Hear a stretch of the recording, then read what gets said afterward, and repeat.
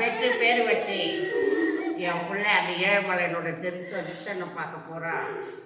நிம்மதியில்லா கடியில் ஆளாகிட்டு வேதனோட துடிக்கிற வேடிக்கையாக்கிச்சு. என் பேத்திங்களை விட்டுட்டு, என் பேரன்களை விட்டுட்டு, என் மருமக பிள்ளைங்களை விட்டுட்டு நான் பறந்தோடி போனேன்.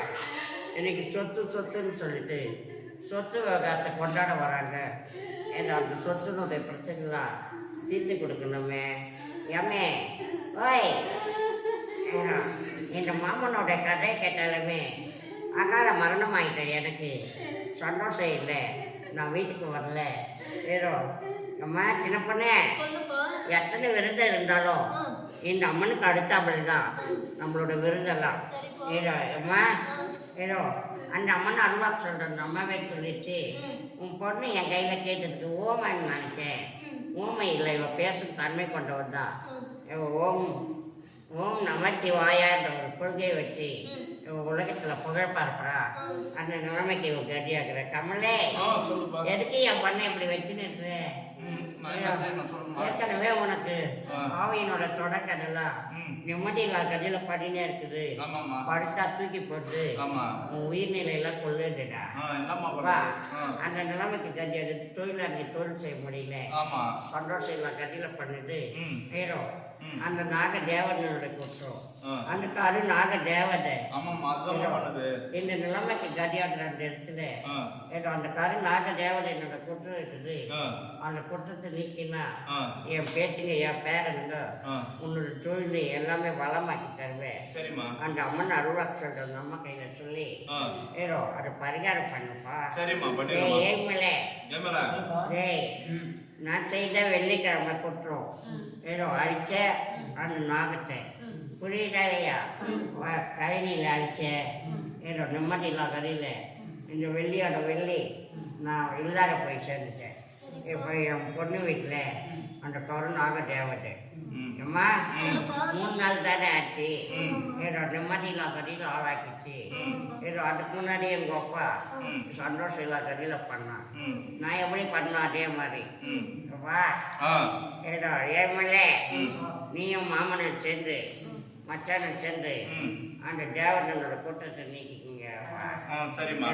நான் இன்னும் எம்மே போய் காது கேட்கல, நீ வரியா என் பிள்ளை வீட்டுக்கு?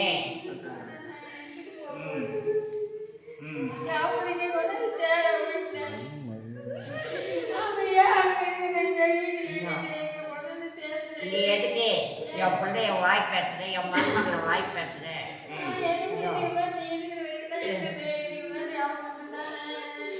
நான் இருக்கிற டயத்துல என் மருமகளை வாய் பேச்சு அலந்த படி வச்சேன்.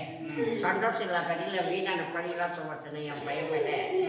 என் மேலே இந்த அப்பா உண்மைனா உண்மை போய் நான் போயிடா.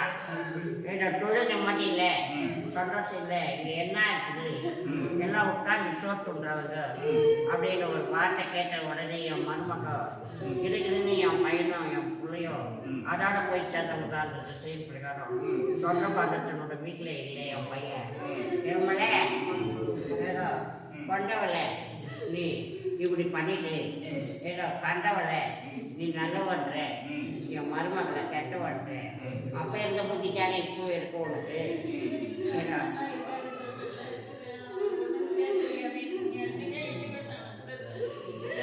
வா ஏழுவல என் மூஞ்சி பார்த்துதான் என் மருமக வாழ்ந்துச்சு. வா என் அம்மா மூஞ்சி பார்த்து வாழலடா.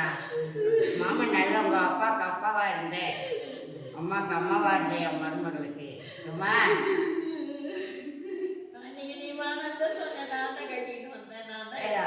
கட்டிட்டு வந்து என் மருமகளை அவன் படிச்சுவோ ஏதோ உத்தியோகம் சின் பிரகாரம் போறவோ அவளை போய் கைனி வேலை என் மருமகளுக்கு தெரியுமா?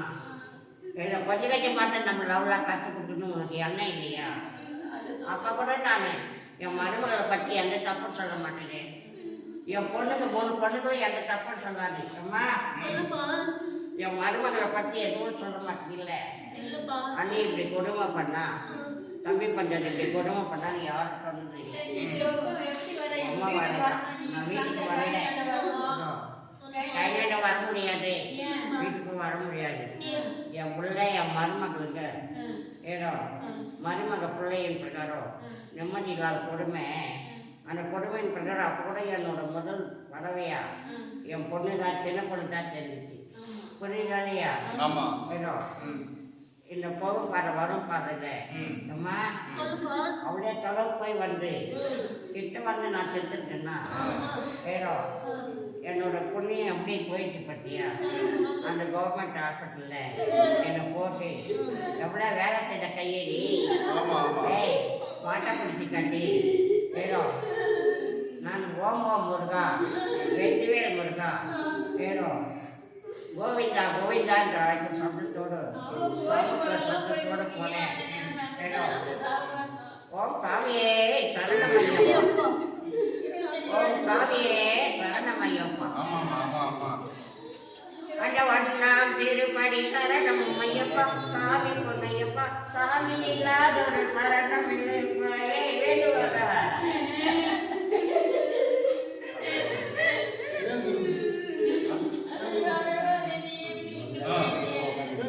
இந்த நிலவைக்கெல்லாம் நான் ஓடிக்கினேன். அந்த கடல் கோயில் குளத்தெல்லாம் போயிட்டு என் பிள்ளை நிம்மதி இருக்கிறான். நான் ஏழுமலை இவனுக்கு பேர் வச்சு பட்ட வச்சு 3 பொண்ணுங்களா இருக்குது. ஏதோ சந்தோஷம் இல்லை. ஏதோ என் பிள்ளையாக்கி ஒரு பிள்ளையாக்க பிறக்கிறான்னு அந்த டாக்டர் கொடுத்தீங்கன்னு எங்கள் அம்மா வேண்டிய வரதில்லை. ஏதோ சந்தோஷமா போய் வந்தேன். என் பிள்ளை பண்ணலாம். என் பிள்ளை பண்ணாச்சுன்னா 7 மலைன்னு பேர் வைக்கணும்னு வேண்டி 7 மலைன்னு பேர் வச்சு அப்பா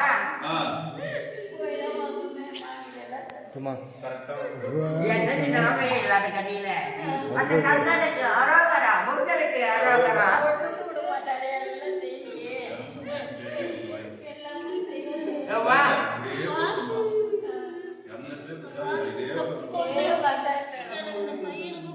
அந்த பட்டை தீட்டிக்கிட்டு அந்த டாபத்தை போட்டுக்கிட்டு நான் இருப்பேன். எனக்கு நிம்மதி இல்லாத கோலக்கோலத்துல என் உயிர் பட்டியா எந்த நிலைமைக்கு கட்டி ஆயிட்டு எனக்கு மயக்க நிலையில தான். புரியுதாலையா? எனக்கு அங்கங்க ரத்தம் கட்டிச்சுவே, அப்படியே மயங்கி ஆயிட்டேன். எனக்கு எந்த கை காலம் நல்லா தான் இருக்குது. புரியுதாலையா? இல்லை, எனக்கு எல்லா கை காலம் நல்லா இருக்குது. இப்போ கூட நல்லா தான் இருக்குது. ஏன்னாக்கா நான் போகிற டைமில் ஏதோ அந்த நாகத்தை கொண்டேன். புரியுதாலையா? பொண்ணுக்கு மாட்டுக்கு தண்ணி காட்டிட்டு போயிட்டு வரேன்னு சொல்லிட்டு போனேன். என் பிள்ளைய பார்த்து என் மருமகளை பார்த்து, என் மருமகள் இல்லை இது என் பொண்ணு.